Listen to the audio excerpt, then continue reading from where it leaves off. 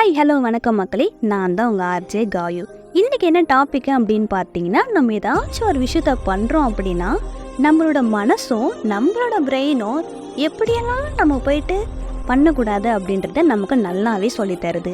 நமக்கு இதெல்லாம் செட் ஆகாதுப்பா, நமக்கு எப்படி இதெல்லாம், அதுக்கெல்லாம் வாய்ப்பே இல்லை. ஒரு விஷயத்த ட்ரை பண்ணுறதுக்கு முன்னாலேயே நம்மளால் முடியவே முடியாதுன்னு நம்ம பிரெயின் நம்மளை கன்வின்ஸ் பண்ணி அப்படியே ஓரமாக உட்கார வச்சிருது.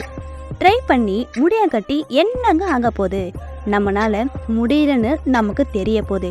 ஆனால் ஒரு வேளை முடிஞ்சிட்டா வலி இருக்கா இல்லையான்னு கதவை திறந்து பார்த்தா தானே தெரியும். கதவை திறக்கிறதுக்கு முன்னாடியே இங்கே வலி இருக்குமா இருக்காதா, நம்ம கரெக்டான பாதையில் போய் சேருவோமா சேராதா அப்படின்னு யோசிக்கிறது ரொம்ப தப்பு தானே. அதே மாதிரி நமக்கு ஏதாச்சும் ஒன்று வேணும் அப்படின்னா ட்ரை பண்ணால் மட்டும்தான் அது நமக்கு கிடைக்குமா கிடைக்காதா அப்படின்றத நமக்கு தெரியும். முடிஞ்ச அளவுக்கு கிடைக்கும் அப்படின்னு நம்பி ஒரு செயலில் நம்ம இறங்கணும்.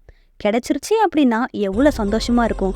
ஆனால் ட்ரை பண்ணாமையே கிடைக்காம ஃபீல் பண்ணுறதை விட்டுட்டு ட்ரை பண்ணி கிடைக்கலனாலும் இது நமக்கு ஒரு சிறந்த அனுபவம் அப்படின்றது மூவ் பண்ணிட்டு போயிட்டே இருக்கணும். எப்பயும் சொல்கிறது தாங்க, நம்மளோட வாழ்க்கை எந்த நிமிஷம் வேணால் மாறலாம், அந்த நிமிஷம் இந்த நிமிஷமாக கூட இருக்கலாம். ஸோ எந்த வேலையாக வேணால் இருக்கட்டும், ட்ரை பண்ணி கிடைக்கல அப்படின்னு சொல்லிட்டு ஓரமாக வச்சுருக்கீங்க பாருங்கள், அந்த விஷயத்த கண்டிப்பாக ட்ரை பண்ணி பாருங்கள். இப்போ இல்லைனாலும் ஒரு நாள் நமக்கு அது கண்டிப்பாக கிடைக்கும்.